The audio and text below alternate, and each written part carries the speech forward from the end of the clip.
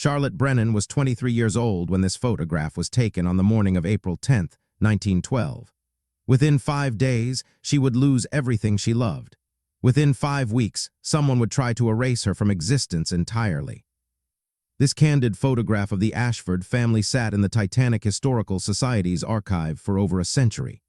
7 figures stand on A-deck's promenade, the wealthiest cabin class, dressed in Edwardian finery, captured hours before departure from Southampton.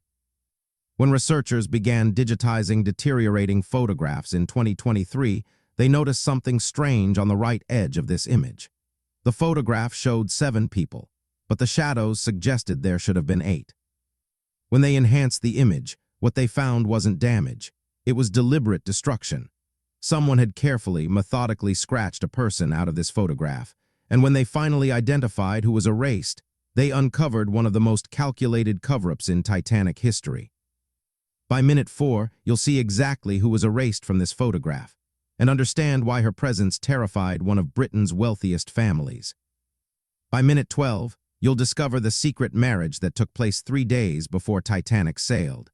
A union so threatening to a £2.3 million fortune that a mother was willing to erase her own daughter-in-law from history. And by minute 22, you'll meet the descendant who opened a hatbox in Boston and found evidence her great-great-grandmother had kept hidden for 55 years, never knowing what she truly possessed. What you're about to discover is a story about what the powerful will do to protect their fortunes, and how the truth, no matter how carefully buried, has a way of surfacing when we least expect it. This is the story of a woman erased from history, a marriage hidden for over a century, and a fortune that slipped through everyone's fingers. Let me show you exactly what researchers found when they enhanced the right edge of this photograph. Let me show you Charlotte Brennan, the woman who was never supposed to exist. Look at this photograph as it was meant to be seen. April 10, 1912, the morning RMS Titanic prepared to depart Southampton on her maiden voyage. 7 figures stand against the polished teak railing of A-deck's enclosed promenade. Behind them, Titanic's massive ventilation funnels rise against a pale English sky. The ship's name is barely visible on a life ring to the left of frame. At the center stands Lady Margaret Ashford, 53 years old, widow of shipping magnate Sir Reginald Ashford. Her black mourning dress, her husband had died just 8 months prior, is immaculately tailored. A small fortune in fabric alone. A diamond brooch catches the light at her collar. Flanking her are her 3 children. To her left, daughters Elena, 26, and Catherine, 20, both in pale traveling suits and elaborate hats. To her right, her only son, William Ashford, 28 years old, heir to the family's shipping fortune. William stands slightly apart from the others. His posture is different, shoulders angled away from his mother, chin lifted with what might be defiance. His left arm hangs at an unusual angle, his hand disappearing toward the right edge of frame. Behind the family stand 3 servants, a lady's maid, a valet, and a nursemaid holding the hand of Elena's young daughter. Everyone is smiling. Everyone looks prosperous, confident, embarking on a grand adventure across the Atlantic. The photograph radiates Edwardian privilege, wealth, position, the absolute certainty of a bright future. But look closer at that right edge. For over a century, archivists cataloged this damage as edge deterioration. Photographs from this era commonly suffered from improper storage, humidity, handling. The scratched right edge seemed unremarkable. But in March 2023, Dr. Helena Whitmore at the Titanic Historical Society was running archived photographs through new AI enhancement software, technology designed to reconstruct damaged images by analyzing shadow patterns, light sources, and fabric folds. The software flagged this photograph immediately. The scratches weren't random. They weren't caused by age or accident. The abrasion pattern showed consistent directionality, deliberate strokes applied with pressure concentrated in a specific area. Someone had used a sharp implement, likely a hat pin or letter opener, to systematically scratch away a portion of this image. Dr. Whitmore leaned closer to her screen. The enhancement was reconstructing something from the shadows. There was someone else in this photograph, someone who had been deliberately removed, and their hand was touching William Ashford's sleeve. The enhancement took 17 minutes to complete. When it finished, Dr. Whitmore found herself looking at a ghost. A young woman, early 20s.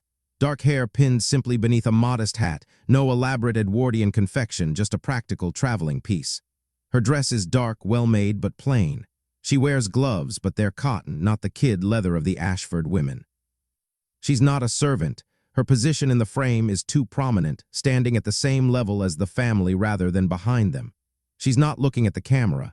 She's looking at William Ashford. And her left hand rests gently on his sleeve, just above his wrist. The gesture is unmistakable, intimate, possessive, the touch of a woman who has every right to touch this man. The touch of a wife. But there was no wife.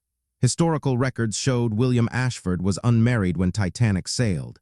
He died in the sinking, leaving no widow, no heir, his inheritance passing to his mother and sisters. So who was this woman? And why had someone gone to such lengths to pretend she never existed? Dr. Whitmore turned the photograph over.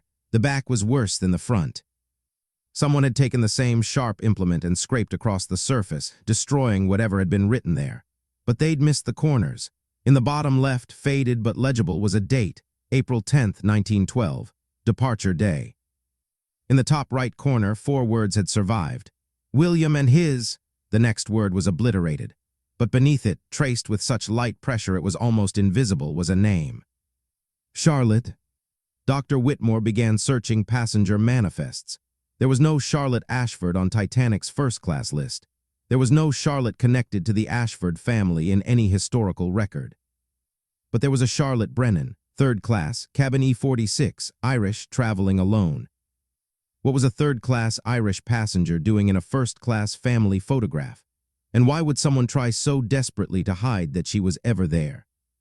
Dr. Whitmore spent the next 72 hours following Charlotte Brennan's ghost. The Titanic passenger manifest told her almost nothing. Third class, cabin E46, 1 trunk of personal belongings, destination Boston. Listed occupation, domestic servant. Age, 23, nationality, Irish. No family members traveling with her. It was the most anonymous possible record. One of over 700 third-class passengers, most of them immigrants seeking new lives in America. Charlotte Brennan should have been invisible to history. But she wasn't in that cabin. She was on A deck. She was standing with one of the wealthiest families on the ship, and she was touching the Ashford heir like she had every right to. The answer, Dr. Whitmore realized, wasn't on the ship. It was in Southampton in the days before departure. Something had happened in that city. Something that connected a third-class Irish servant to a first-class English fortune. She began searching Southampton records from April 1912. Marriage registries, church records, hotel guest lists. It took her 4 days, but she found it. St. Michael's Chapel, a small stone church in Southampton's Chapel district, built in 1847, destroyed by German bombing in 1940. But its records survived, transferred to the Hampshire Archives in 1952. Dr. Whitmore found the marriage registry exactly where it should have been. April 7, 1912, page 147. The entry was brief, as civil marriages often were, but every word was explosive. William Henry Ashford, bachelor of Ashford House, Surrey, age 28, gentleman, son of Sir Reginald Ashford, deceased, and Lady Margaret Ashford. To Charlotte Mary Brennan, spinster of County Clare, Ireland, age 23, domestic servant, daughter of Patrick Brennan, farmer, and Mary Brennan, deceased. Witnesses: Thomas Hartwell, ship steward, Rose McCarthy, hotel chambermaid. Officiant: Reverend James Northcott. Date: April 7, 1912, 3 days before Titanic sailed. William Ashford had married Charlotte Brennan in secret, a gentleman and a servant, first class and third class, a fortune and nothing at all. And he had done it without telling his mother. Dr. Whitmore almost missed it. In the margin of the registry, barely visible beneath a thick line of ink, Reverend Northcott had written a note. Someone had crossed it out, the same heavy-handed deletion visible on the photograph, but enhancement technology could reconstruct most of it. Marriage performed under extraordinary, the next word was illegible, at the specific request of Mr. Ashford, who expressed, again illegible, before departure, bride presented certificate of. The note ended mid-sentence, the rest completely destroyed. But what remained was damning. This wasn't a standard marriage. Something about it was unusual enough that the Reverend felt compelled to document it. William Ashford had made specific requests. There was urgency before departure. And the witnesses, Thomas Hartwell and Rose McCarthy. Dr. Whitmore searched crew manifests and hotel employment records. Thomas Hartwell was a third-class steward on Titanic. He died in the sinking. Rose McCarthy was a chambermaid at the Southwestern Hotel, where the Ashford family stayed the night of April 6th. She disappeared from all records after April 15, 1912. The two people who could confirm this marriage both vanished, one dead, one simply gone. The Reverend who performed it died of influenza in 1918, his personal papers destroyed by his family. Every witness to this marriage was eliminated from history. That couldn't be coincidence. The Hampshire Archives preserved something else from 1912, correspondence.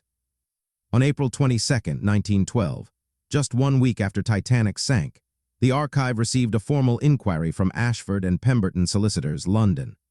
The letter requested access to all civil registrations pertaining to the Ashford family of Surrey, specifically any documentation from the period of April 1st through April 10, 1912. The request was marked urgent. It was signed by Lawrence Pemberton, senior partner. 7 days, Titanic had barely settled on the ocean floor. Bodies were still being recovered. Memorial services hadn't yet been held. And Lady Margaret Ashford had already sent lawyers to search Southampton's records. She wasn't mourning her son. She was hunting for evidence.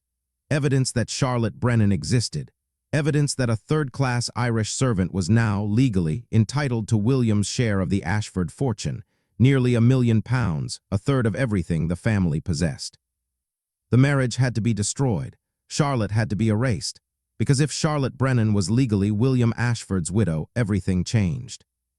The archive's response, dated April 24th, was polite but firm. Access to civil registrations required proper authorization and specific cause. But someone got access anyway. Someone found that registry. Someone crossed out the Reverend's notes. Someone, sometime between April 1912 and when these records were transferred in 1952, tried to make Charlotte Brennan disappear. They almost succeeded. So here is what we know. William Ashford, heir to a shipping fortune, secretly married an Irish servant 3 days before Titanic sailed. The marriage was performed in haste, witnessed by people who would later vanish from history. His mother, Lady Margaret, sent lawyers hunting for evidence before the rescue ships had even reached New York. And someone with access and determination, physically destroyed every trace of Charlotte Brennan they could find. They scratched her from photographs. They crossed out registry notes. They erased her from the historical record. But they couldn't destroy everything. Charlotte's name survived on that passenger manifest. The marriage registry entry remained, damaged but legible. Which raises the question that kept Dr. Whitmore searching. Did Charlotte Brennan survive the sinking? And if she did, why didn't she claim what was rightfully hers? The answer begins with what happened on the night of April 14th, 1912. To understand why Charlotte Brennan was erased, you have to understand Lady Margaret Ashford. Born Margaret Whitworth in 1859, daughter of a minor baron, she married Sir Reginald Ashford at 22. It was a step up. The Ashfords had new money but no title. The Whitworths had title but diminishing funds. The marriage combined social status with shipping wealth. For 30 years, Lady Margaret managed the Ashford social position with surgical precision. She cultivated the right friendships. She arranged advantageous engagements. She eliminated threats to the family reputation before they could materialize. When Sir Reginald died in August 1911, Lady Margaret didn't grieve. She consolidated. Within 2 months, she had restructured the family trust, positioning herself as executor of all Ashford holdings until her son William married, at which point, according to his father's will, William would receive direct control of 1/3 of the estate. 1/3, nearly £1 million, controlling interest in Ashford shipping lines, property holdings across Surrey and London. Lady Margaret had spent 30 years building the Ashford legacy, and now her entire position, her authority, her wealth, her social standing, depended on who her son married. She had been cultivating an engagement with Lady Catherine Barrow, daughter of an earl, for 2 years. The families had an understanding. The announcement was expected by summer 1912. Then William met Charlotte Brennan. Dr. Whitmore found their story in fragments, letters that survived in unexpected places, employment records, a diary that eventually surfaced in Boston. Charlotte Brennan came to England from County Clare in 1909, seeking domestic work. She spent 2 years as a housemaid in Liverpool before finding employment with a shipping company, Ashford Shipping Lines, not in the household, but on the vessels themselves. She worked as a steward's assistant on passenger routes between Liverpool and Dublin. In March 1911, William Ashford boarded the SS Ashford Queen for an inspection tour. Standard duty for the heir, showing presence on company vessels. He was 27, handsome, engaged to no one, expected to marry aristocracy.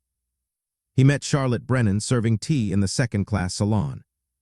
What happened next left traces in shipping logs. William Ashford made 6 additional inspection trips on the Dublin route between April 1911 and February 1912, always on vessels where Charlotte was assigned, always staying aboard overnight when the ship docked. By January 1912, letters were passing between them. Charlotte's diary, discovered decades later, recorded the first time William said he wanted to marry her. She wrote, "He says he doesn't care about his mother or the money. He says he only cares about me. I don't believe him, but I want to." On March 28, 1912, Charlotte Brennan resigned from Ashford Shipping Lines. On April 4th, she purchased a third-class ticket on RMS Titanic, bound for Boston. On April 6th, William Ashford told his mother he was traveling to Southampton to board Titanic for a business trip to New York. He didn't mention that Charlotte would be on the same ship. He didn't mention what he planned to do 3 days before departure. Stay with me. By minute 12, you'll understand exactly why Lady Margaret was willing to erase her own daughter-in-law from existence, and what Charlotte's survival meant for a fortune worth £280 million in today's money. What happens next changes everything you think you know about this photograph. In 1912 England, class wasn't just a social divide. It was a legal fortress. William Ashford's marriage to Charlotte Brennan was, by every legal standard, completely valid. Church of England ceremony, licensed efficient, 2 witnesses, properly entered in the civil registry. There was nothing clandestine or irregular about the marriage itself. But validity and enforceability were different matters. If William had survived Titanic, Charlotte would have become Mrs. William Ashford, legally, irrevocably. Lady Margaret could have raged, society could have gossiped, but the law would have recognized Charlotte's status. William didn't survive, and that changed everything. As William's widow, Charlotte was entitled to his entire inheritance under English law. A widow's portion wasn't discretionary, it was mandated. 1/3 of the Ashford estate, nearly £1 million, would pass directly to Charlotte Brennan Ashford. But she would have to prove she was his widow. She would need documentation, witnesses, official recognition. Lady Margaret understood this immediately. Within days of the sinking, she was already moving to destroy the evidence. If no proof existed that William had married, if Charlotte couldn't produce a marriage certificate, couldn't call witnesses, couldn't verify her claim, then she was nothing. Just another survivor, just another third-class passenger, just another Irish immigrant who could be dismissed, doubted, and denied. Lady Margaret wasn't just erasing a daughter-in-law, she was erasing a legal claim worth a fortune. Consider what Charlotte would face if she tried to claim William's inheritance. She would need to file a claim with the probate court. She would need to present evidence of marriage. She would face Lady Margaret's solicitors, Ashford and Pemberton, one of London's most ruthless legal firms, who would challenge every piece of documentation. The witnesses were gone. Thomas Hartwell drowned. Rose McCarthy vanished. Reverend Northcott's notes were already being destroyed. Charlotte had no copy of the marriage certificate. In 1912, only the official registry held the record, and someone was already tampering with it. She had no family in England, no money for solicitors, no social connections who would speak for her.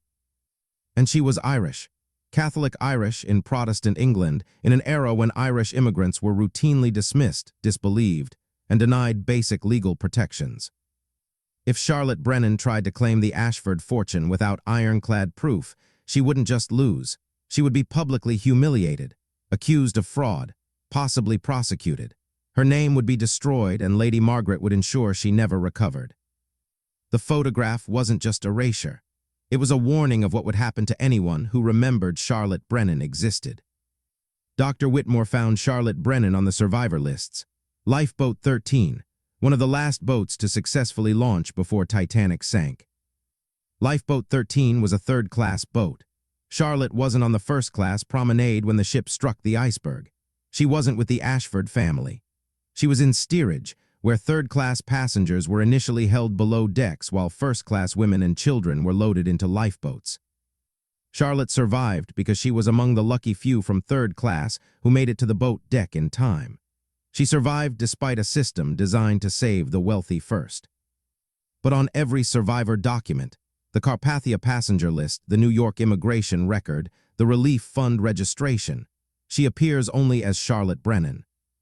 Not Mrs. Ashford, not William's widow, just Charlotte Brennan, domestic servant, County Clare, Ireland.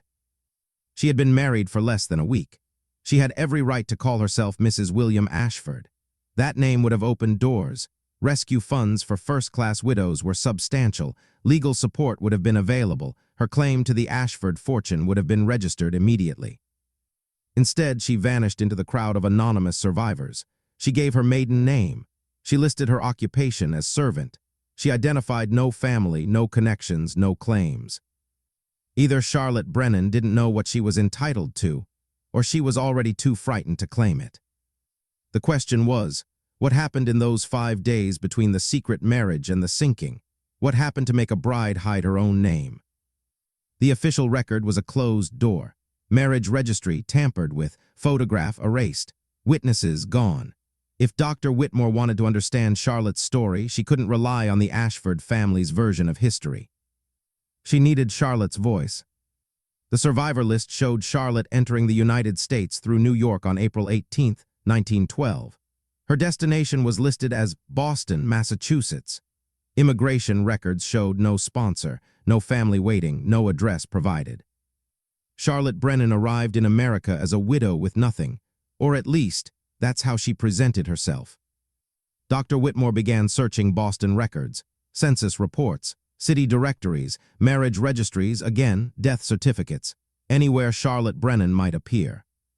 It took weeks. Charlotte Brennan was a common enough name that dozens of false leads emerged. But in September 2023, Dr. Whitmore found what she was looking for. Charlotte Brennan appeared in the 1920 census. Living in Southie, South Boston, married to a dock worker named Michael Sullivan. 3 children, listed occupation, seamstress. She had survived. She had built a new life. But the census also showed something else. Charlotte's birthplace was listed as Ireland and her immigration year as 1912. She never told anyone about the marriage. She never mentioned William Ashford. She lived for 47 more years in Boston and kept her secret until the day she died. But she kept something else too. Dr. Whitmore traced Charlotte's descendants through genealogical records. Her daughter Margaret, born 1917. Margaret's son Thomas, born 1945. Thomas's daughter Sarah, born 1985. Dr. Sarah Brennan Kowalski, 38 years old, maritime historian at Boston University. She had been researching her own family's Titanic connection for a genealogy project when Dr. Whitmore's inquiry arrived. The email Dr. Brennan Kowalski sent back contained 3 photographs.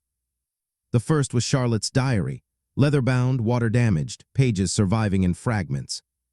The second was a wedding photograph.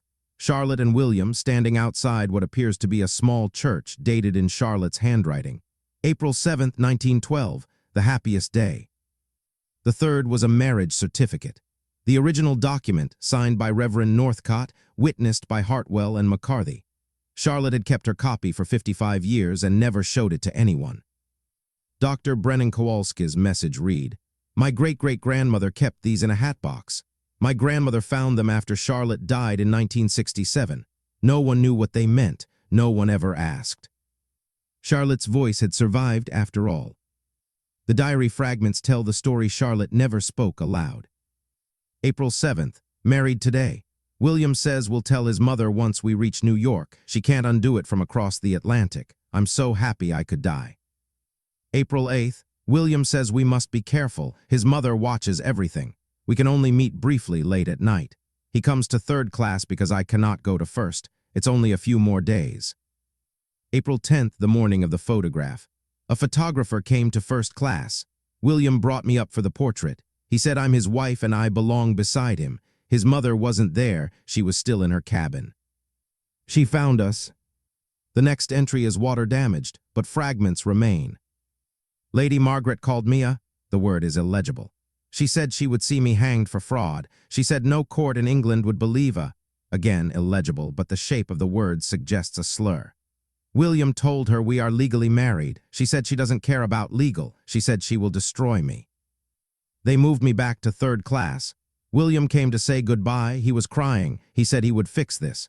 He said once we reach New York, she can't stop us. He said to keep the photograph and the certificate. He said, whatever happens, don't lose them. They prove everything. I'm frightened. She looks at me like I'm already dead. The final entry before the sinking, April 14th, 1912. William came to steerage tonight. He held me. He said, when this ship docks, we'll walk off together. Mother can go to hell. I want to believe him, but I see how she looks at me. She'll never stop. 6 hours later, Titanic struck the iceberg. William Ashford drowned helping women and children into lifeboats. Charlotte Brennan survived. But she survived alone, terrified, clutching a diary and a photograph, with Lady Margaret Ashford watching from first-class deck as the lifeboats rowed away. There was one friend aboard that ship, Thomas Hartwell, the steward who witnessed the wedding. Charlotte's diary mentions him repeatedly during the voyage. Mr. Hartwell brought bread and cheese from first class. He said Mrs. Ashford asked the purser about me, asked which cabin, which deck. Mr. Hartwell told them a different number. Mr. Hartwell says I should stay in the cabin as much as possible. He says Lady Margaret has offered money to stewards who will report where I am. He says some have taken it. He has not. The night of the sinking, Thomas Hartwell was assigned to third-class corridors. When the order came to evacuate, he was among the stewards who unlocked the gates separating third class from the boat deck against orders that initially held steerage passengers below. Charlotte's last mention of him. Mr. Hartwell took my arm and led me through the crowd. He said, get in the boat, don't look back, tell them what happened. I got in the boat. I looked back. I never saw him again. Thomas Hartwell's body was never recovered. He was 34 years old. He had a wife in Southampton and 2 young children. He died making sure Charlotte Brennan survived. Charlotte's diary has one final entry, April 18, 1912, New York Harbor. I saw the notices at the pier. They're looking for me. They described me dark hair, Irish, third class. They said anyone with information would be rewarded. They didn't say why they wanted me. But I know why. Lady Margaret survived. I saw her. She was on Carpathia with her daughters already dressed in new mourning clothes. She looked right at me. She smiled. She smiled like she'd won. The solicitors are here. I heard them asking survivors if they knew a Charlotte Brennan, if they'd seen her with Mr. Ashford, if they knew about any marriage. I have the certificate. I have the photograph. I could show them. I could prove everything.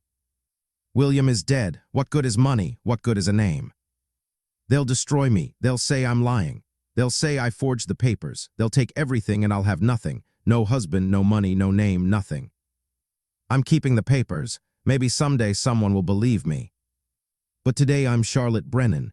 I'm a domestic servant. I'm Irish. I survived. That's all anyone needs to know. She walked off Carpathia and vanished into New York. She never spoke of William Ashford again. Charlotte Brennan faced an impossible choice. Claim her husband's fortune and face the full machinery of aristocratic power. Lawyers, courts, a legal system designed to protect the wealthy, a mother-in-law who had already proven she would stop at nothing. Or disappear, keep her papers, keep her silence, keep her life. She chose survival. For 55 years, Charlotte Brennan lived as a seamstress in South Boston. She married a good man named Michael Sullivan. She raised 3 children. She never told anyone she had once been Mrs. William Ashford, legal heir to one of England's largest shipping fortunes. She kept the diary, the photograph, and the marriage certificate in a hatbox. She told her children she lost someone in an accident at sea. She never explained what that meant. When she died in 1967, her family found the hatbox. They didn't understand what they were looking at. It took another 56 years, and technology that didn't exist when Charlotte was alive, to finally bring her story to light. But what happened to Lady Margaret? What happened to the fortune Charlotte chose not to claim? History, as it turns out, has a way of delivering justice. Charlotte Brennan disembarked from Carpathia into chaos. Pier 54 was a maelstrom of grief and confusion, survivors searching for family members, reporters shouting questions, relief workers trying to organize shelter, food, medical care. Thousands of New Yorkers pressed against barriers, hoping to find loved ones or simply to witness history. In that chaos, Charlotte made her escape. She later told her daughter Margaret, in one of the few times she ever spoke about Titanic, that she saw men in dark suits moving through the crowds, carrying photographs, asking questions. She didn't know if they were Ashford solicitors or immigration officials or reporters. She didn't wait to find out. The Women's Relief Committee was offering immediate shelter to female survivors. Charlotte gave her name as Charlotte Williams, her mother's maiden name, and said she was traveling to Boston to join family. The relief workers didn't question it. Hundreds of survivors were lying about identities that night for 100 different reasons. Charlotte accepted $17 from the relief fund, a train ticket to Boston, and directions to a Catholic charity that would help her find work. She carried one trunk, the same trunk listed on her third-class manifest. Inside it, a few clothes, her diary, the wedding photograph, and the marriage certificate. By midnight on April 18, 1912, Charlotte Brennan had vanished from New York. The Ashford solicitors searched the survivor lists for 3 more days. They interviewed crew members, relief workers, hospital staff. They never found her. Charlotte Williams boarded a train to Boston and left her old life behind forever. William Ashford wasn't naive. He knew what his mother was capable of. Fragments of William's own journal were recovered from debris in the months following the sinking. His cabin trunk, waterlogged but intact, washed ashore in Nova Scotia in July 1912. Most of the contents were ruined, but a leather document case had protected some papers, including several pages of his personal writing. The entries reveal a man who understood exactly what he was doing. April 6, 1912. Tomorrow I marry Charlotte. Mother suspects nothing. She thinks I'm simply eager to reach New York for business. The Reverend is arranged. The witnesses are trustworthy. Charlotte has agreed to keep the second copy of the certificate. I will keep one as well, locked in my cabin safe. If Mother discovers us, she will try to destroy the evidence. She will fail. There will be proof in 3 places: the church registry, Charlotte's possession, and mine. She cannot reach all 3. April 8th, Mother knows. She found us on deck with the photographer. Her reaction was, as expected. She called Charlotte things I will not write. She demanded I annul immediately. I refused. She has had Charlotte moved to 3rd class. She says it's for propriety until we reach New York. I know it's to separate us, to break Charlotte's resolve, to find a way to undo what we've done. She underestimates Charlotte. She underestimates me. When we reach New York, I will take Charlotte directly to a solicitor and register the marriage with American courts. Mother's reach does not extend across the Atlantic. We will be free. He never reached New York, but the photograph survived. The certificate survived. His love for Charlotte survived, preserved in the very evidence his mother tried so desperately to destroy. Tracing Charlotte's journey required following paper trails that were never meant to be followed. The Boston Society for the Relief of Titanic Survivors registered a Charlotte Williams, Irish, domestic servant on April 20, 1912. She was given temporary housing at the St. Vincent de Paul shelter in the North End, where she stayed for 11 days. The shelter's intake record noted, young woman, healthy but grieving, claims to have lost fiancé in the sinking. No family in America, seeks domestic employment. Fiancé, not husband. Charlotte was already rewriting her story, burying the truth deeper with each telling. On May 1, 1912, she found work as a seamstress at Callahan's garment factory in South Boston.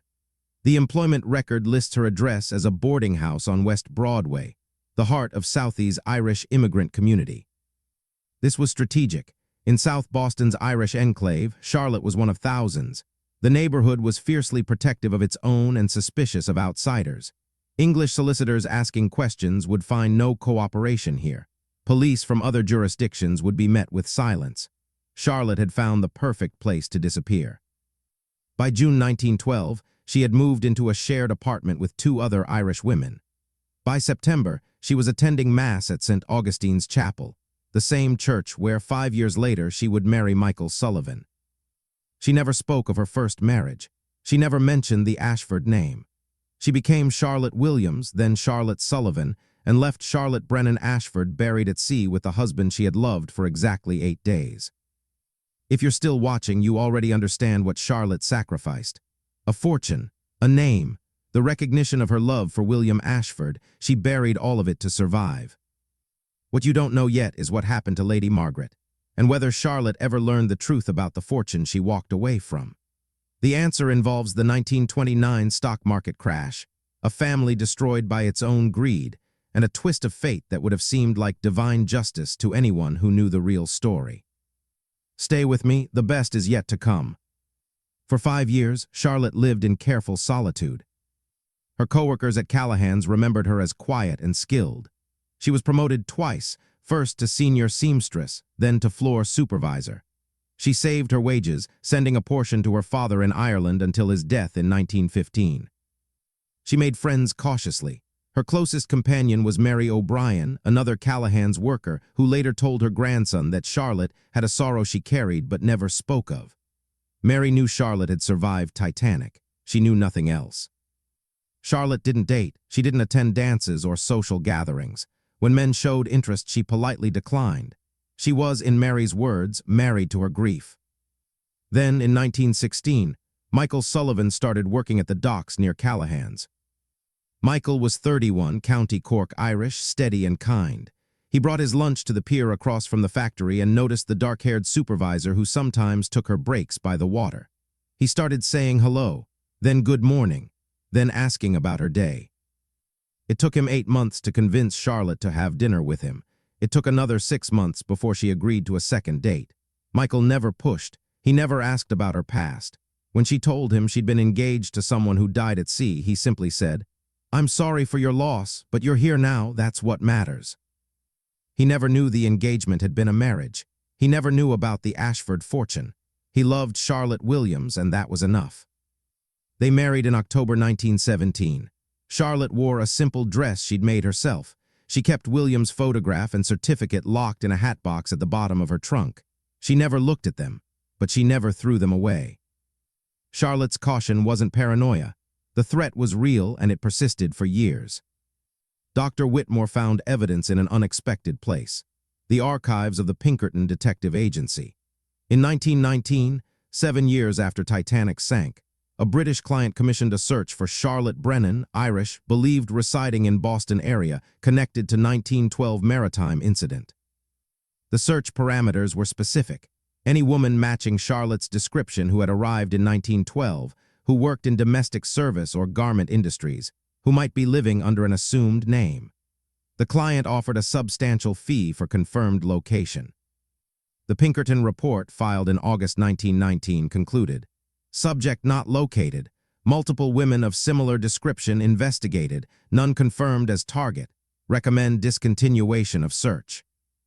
The client was listed only as A and P solicitors, London, Ashford, and Pemberton. 7 years later, they were still hunting. Charlotte may have known. In 1920, she and Michael moved from their apartment on West Broadway to a smaller house on East 8th Street, a location further from public transit, harder to find, deeper in the Irish community's protective embrace. That same year, Charlotte formally changed her legal name from Charlotte Williams to Charlotte Sullivan. She was burying her trail even deeper. She was making herself impossible to find. And she succeeded. The Ashford family never located her. The fortune she was entitled to remained unclaimed. Charlotte Sullivan lived her life in peaceful obscurity, and the woman named Charlotte Brennan Ashford faded into history. Until 2023, when Dr. Helena Whitmore enhanced a damaged photograph and brought her back. Following Charlotte Sullivan through the historical record is like following footprints in snow that keep filling in behind you. The 1920 census shows her at East 8th Street with Michael. The 1930 census lists the family at a different address, but Charlotte's birthplace is recorded as Massachusetts, not Ireland. A transcription error or deliberate misinformation. The 1940 census barely records her at all.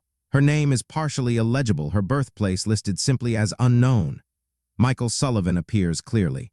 Their children appear clearly. Charlotte is a blur at the edge of the page. Charlotte was erasing herself even from routine documentation. She gave false information on forms, avoided official photographs, refused to apply for documents she didn't absolutely need. For Dr. Whitmore, this was maddening. She knew Charlotte had survived. She knew she had built a family. But proving the connection between Charlotte Brennan Ashford and Charlotte Sullivan required linking the two identities with something concrete. The breakthrough came from an unexpected source, not a document but a piece of jewelry. Dr. Brennan Kowalski remembered something her grandmother mentioned, a ring that Charlotte always wore, even though Michael hadn't given it to her. When Dr. Brennan Kowalski found the ring in the hat box, it bore an inscription, WA to CB, forever, April 1912. William Ashford to Charlotte Brennan, a wedding ring given 3 days before Titanic sailed. Charlotte had kept it for 55 years. She had worn it against her skin, hidden from her husband, hidden from her children, hidden from the world. She had never stopped loving William Ashford, even as she built a life with Michael Sullivan. The ring was the final link. The inscription matched William's initials, Charlotte's initials, and the date of their marriage. It confirmed beyond any doubt that Charlotte Sullivan of Boston was Charlotte Brennan Ashford, the woman who had been erased from history and had chosen to stay erased. Dr. Whitmore held the ring in her palm, a century of silence, a lifetime of secrets, all contained in a simple gold band. This was proof. With the ring as confirmation, the rest of Charlotte's life could finally be documented with certainty. Charlotte Brennan was born in County Clare, Ireland, on March 15, 1889. She immigrated to England in 1909, to America in 1912. She married Michael Sullivan on October 12, 1917. She had 3 children, Margaret born 1918, Patrick born 1921, Thomas born 1924. Michael Sullivan worked the Boston docks for 35 years before retiring in 1955. He and Charlotte celebrated their 40th wedding anniversary in 1957. He died in 1962 with Charlotte at his bedside. Charlotte Sullivan lived 5 more years as a widow, her second widowhood, though no one knew it. She saw 6 grandchildren born. She attended graduations, weddings, christenings. She made dresses for her granddaughters and taught them how to sew. She died on February 3, 1967, at the age of 77. The cause of death was listed as heart failure. She was buried beside Michael Sullivan at St. Augustine's Cemetery in South Boston. Her obituary in the South Boston Tribune was 3 lines long. Charlotte Sullivan, 77, longtime Southie resident, beloved wife, mother, and grandmother. Funeral mass at St. Augustine's, Thursday at 10 a.m. There was no mention of Titanic, no mention of the Ashford family, no mention of the fortune she had walked away from. Charlotte Brennan Ashford had survived. She had lived. She had loved again, and she had kept her secret until the very end. The Charlotte Sullivan her grandchildren remember was nothing like a woman who had once been entitled to millions. She was practical. She made her children's clothes until they left home and her grandchildren's clothes after that. Neighbors came to her for alterations, wedding dresses, anything requiring skill. She never charged much. Just cover the fabric, she'd say, but her work was impeccable. She kept a garden behind the East 8th Street house. Tomatoes, beans, roses along the fence. Neighbors remembered her out there every morning in good weather, her hands in the soil, humming Irish songs she never sang aloud. She had a quiet humor. Her granddaughter, Elizabeth, remembered. She'd say these things with a completely straight face that would take you a second to realize were jokes. And then she'd get this little smile just at the corner of her mouth, and you knew she'd got you. She loved the harbor. Even in her 70s, she would take the bus to the waterfront and sit on a bench watching the ships come and go. Her family assumed it was an immigrant's connection to the sea, the journey that brought her to America. They didn't know she was watching for ghosts, for a ship that had sunk 50 years before, for a young man who had held her hand on a deck and promised they would be free. Charlotte Sullivan lived a good life, a quiet life, a life built on the ruins of tragedy and the choice to survive. But she never forgot what she had lost, and she never stopped carrying William Ashford in her heart. There is one more piece of evidence in the Brennan-Kowalski collection, a cassette tape recorded in 1965. Margaret Sullivan was taking a night course at a local college. One assignment asked students to record an oral history from an elderly family member. Margaret brought a tape recorder home and asked her mother to talk about growing up in Ireland. For 40 minutes, Charlotte speaks about County Clare, her father's farm, her mother's death, the decision to emigrate. Her voice is thin but clear, with an accent that 50 years in Boston hadn't entirely erased. Then at the end of the recording, there's a long silence. Margaret can be heard asking, "Is there anything else you want to say, Ma? Anything you want remembered?" Charlotte doesn't answer for nearly a minute. When she finally speaks, her voice has changed. It's softer, younger somehow. "There was someone before your father I've never told anyone, not even him. I was very young and I loved him very much and I lost him. A long time ago now, more than 50 years. I had to make a choice after he died. I could hold on to what I'd lost or I could find something new. I chose to live. I chose your father and you children and this life. But I never forgot him. I still think about him sometimes. I still wonder what might have been. I want you to know, it's possible to love two people in one lifetime.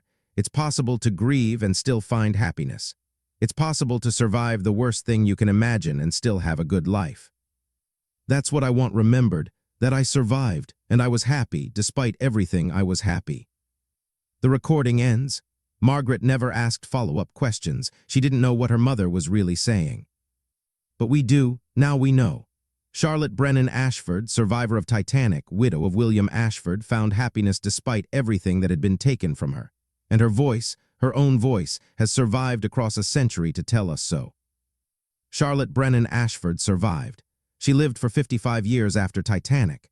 She raised 3 children, loved a good man, and built a life filled with small, ordinary joys. She never claimed the fortune that was legally hers. She never spoke William Ashford's name aloud. She kept her secret and her grief locked in a hatbox until the day she died.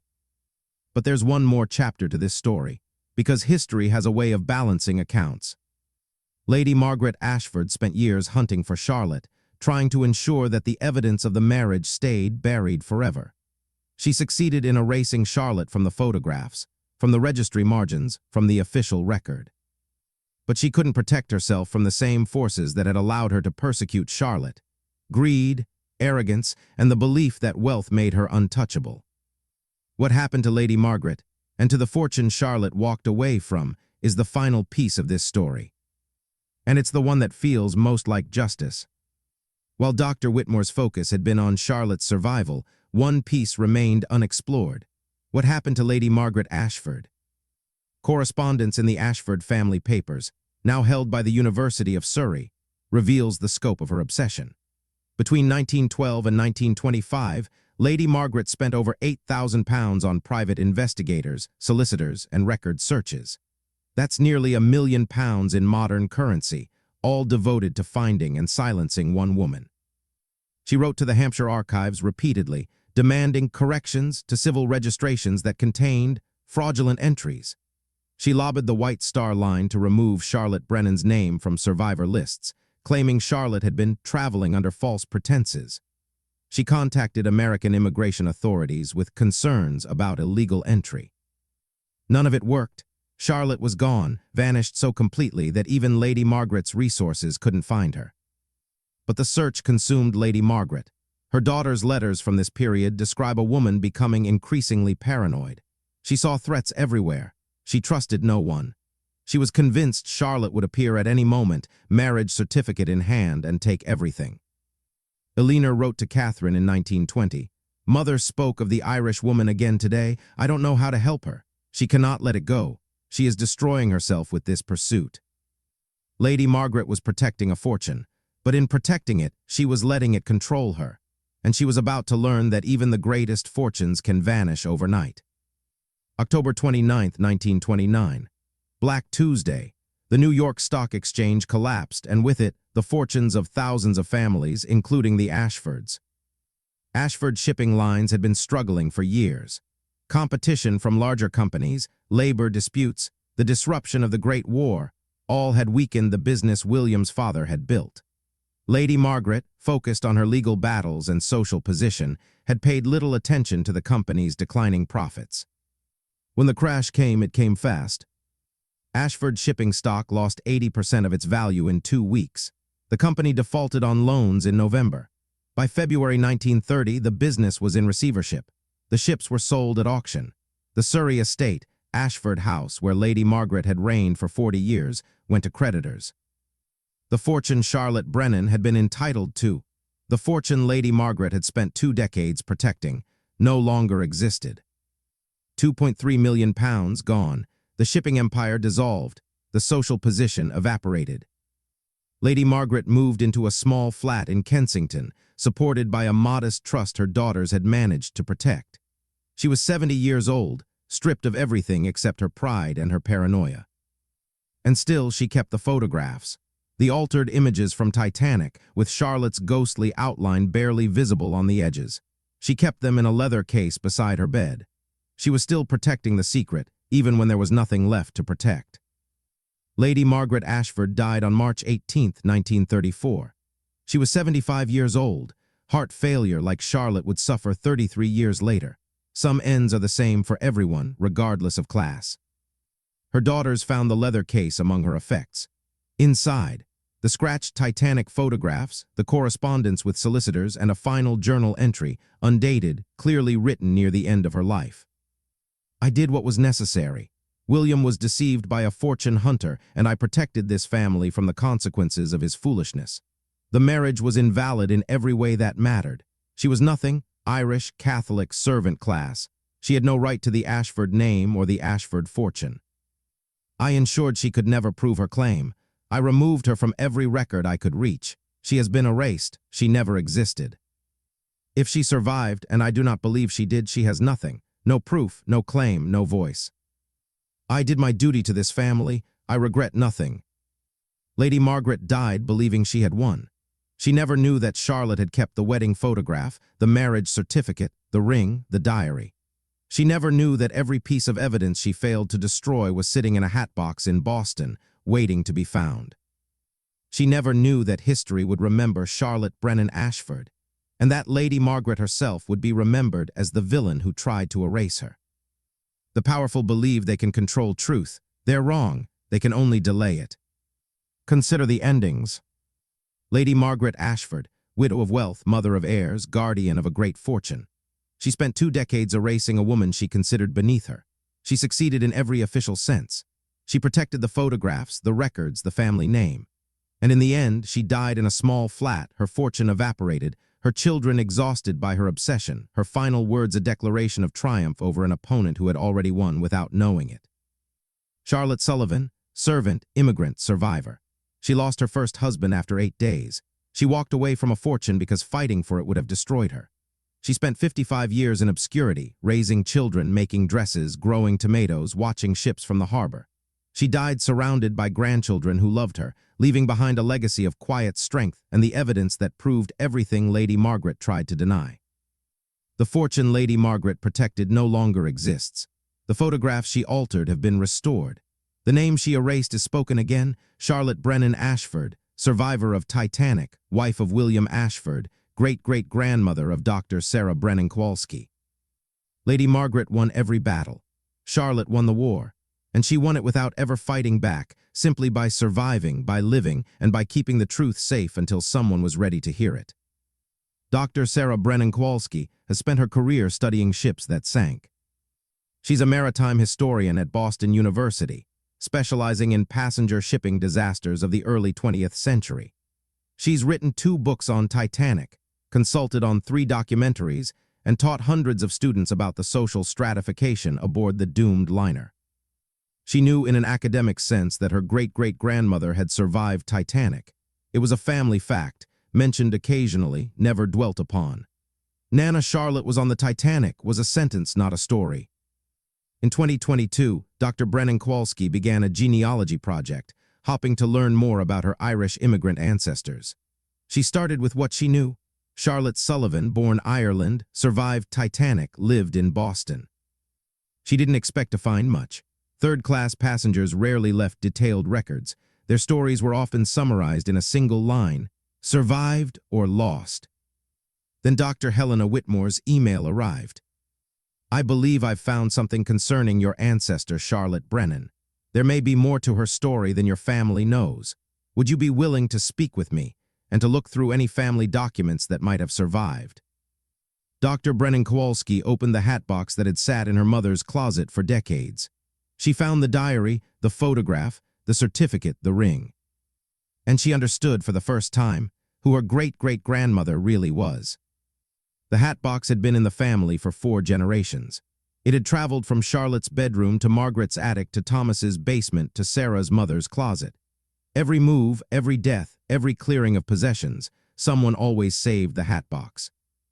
No one knew why. The diary was water-damaged and hard to read.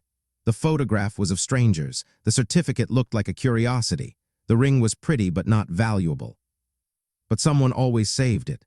Some family instinct understood that these objects mattered, even when no one could say how.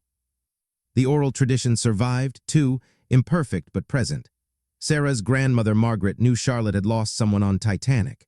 She knew Charlotte wore a ring that wasn't from Michael. She knew Charlotte watched ships from the harbor and sometimes cried without explaining why. Margaret told these things to her son Thomas. Thomas told them to his daughter Sarah. No one connected the dots. The phrases were repeated like the words of a song whose meaning had been forgotten. Nana Charlotte lost someone at sea, the Ashford heir who drowned saving others. She wore a ring from before Grandpa, William's wedding band inscribed forever. She never talked about the Titanic, because the real story was too dangerous to tell. The truth was always there, hidden in plain sight, waiting for someone with the knowledge to recognize it. Dr. Brennan Kowalski spoke about the discovery in an interview recorded for this project. I spent my whole career studying Titanic. I interviewed descendants of survivors. I analyzed passenger lists. I wrote about class and privilege and who got saved and who got left to drown. And the whole time I had a personal connection I didn't know about. My own ancestor was one of those third-class passengers. She survived when so many didn't. And she survived a second time. She escaped a family that wanted to erase her from history. It changes how I think about my work. It changes how I think about my family. Every time I look at my mother, my aunts, my cousins, I see Charlotte. I see this woman who chose survival, who chose silence, who chose to build a new life instead of fighting for an old one. I don't know if I would have made the same choice. I don't know if I would have had her strength, but I'm grateful she did. Because if she hadn't, if she had stayed in England to fight for the fortune, if Lady Margaret had found her and destroyed her, I wouldn't exist. None of us would exist. Charlotte chose life, and because she did, here we are, 4 generations later, still telling her story. Dr. Brennan Kowalski has a daughter, Emma, 10 years old. She has dark hair like Charlotte did. When the research was complete, when the story was finally understood, Sarah sat down with Emma and showed her the hatbox, the diary, the photograph, the ring. This is your great-great-great-grandmother, she said. Her name was Charlotte. She was on the Titanic. She survived, and someone tried to pretend she never existed, but we found her, and now you know her too. Emma held the wedding photograph carefully, the way children hold things they know are precious. She looked at Charlotte's face. Young, hopeful, 3 days married, 5 days away from catastrophe. She looks happy, Emma said. She was, Sarah replied. For that moment she was. Emma asked if she could keep the photograph in her room. Sarah said yes. And now Charlotte Brennan Ashford, the woman who was scratched from history, erased from photographs, hunted across 2 continents, hangs on the wall of a 10-year-old's bedroom in Boston. 5 generations, 112 years, and finally Charlotte is where she belongs. Surrounded by family, remembered home. Look at this photograph one more time. April 10, 1912. RMS Titanic's A-deck promenade, 8 figures now, not 7. Lady Margaret Ashford stands at the center, her face arranged in a smile that never reached her eyes. She would spend the next 20 years trying to protect what she saw as hers. She would fail. Eleanor and Catherine Ashford flanked their mother, dutiful daughters, who would later grow exhausted by her obsession.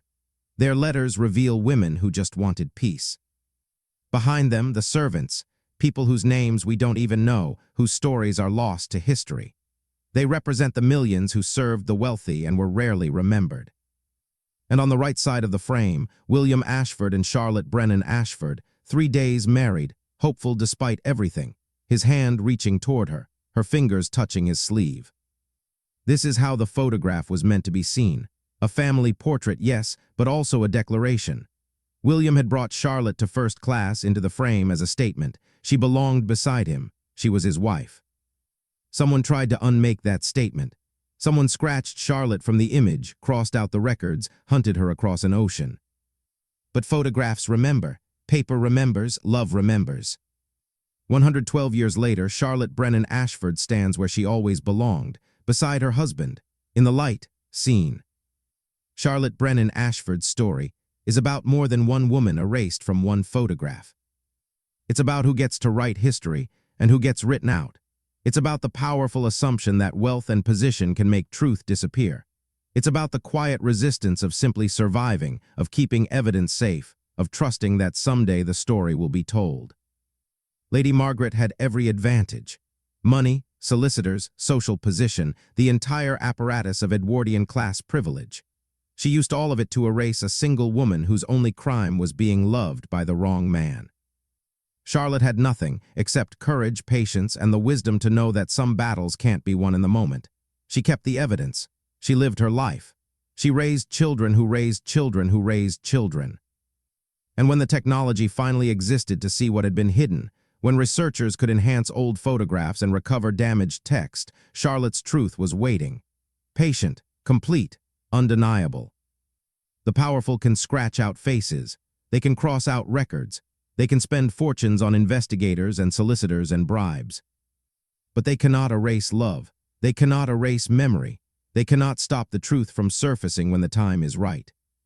Charlotte knew this. That's why she kept the hatbox. That's why she never threw anything away. She was waiting, and finally someone listened. In a bedroom in Boston, a photograph hangs on a wall. It shows a young woman with dark hair standing beside a man she loved. They are on the deck of a ship that will not survive the week. They are married, though the world doesn't know it yet. They are happy, though tragedy is coming. A 10-year-old girl sees this photograph every morning. She knows the woman's name. She knows her story. She tells her friends, "This is my great-great-great-grandmother. She was on the Titanic. Someone tried to erase her, but she's not erased. She's right here." Charlotte Brennan Ashford was 23 when she was scratched from history. She was 77 when she died, having lived a life full of love and loss and quiet joy. She was 134 years gone when technology finally brought her back. And now she is immortal, preserved not in official records or court documents or aristocratic family trees, but in the only place that ever mattered. In the hearts of those who loved her, in the stories of those who remember, in the faces of those who carry her forward. Charlotte Brennan Ashford is no longer hidden. She never has to hide again. If this story moved you, I'd ask you to do something simple. Share it. Not for the algorithm, for Charlotte. For the reminder that the erased can be restored, that the hidden can be revealed, that the powerful don't always get the last word. If you have stories in your own family, photographs with faces you don't recognize, documents you don't understand, half-remembered phrases that might mean more than you know, maybe it's time to look closer. You never know what's waiting to be found. The next video explores another hidden photograph story and another family whose truth survived against impossible odds. I'll see you there. Thank you for watching. Thank you for listening. Thank you for remembering Charlotte.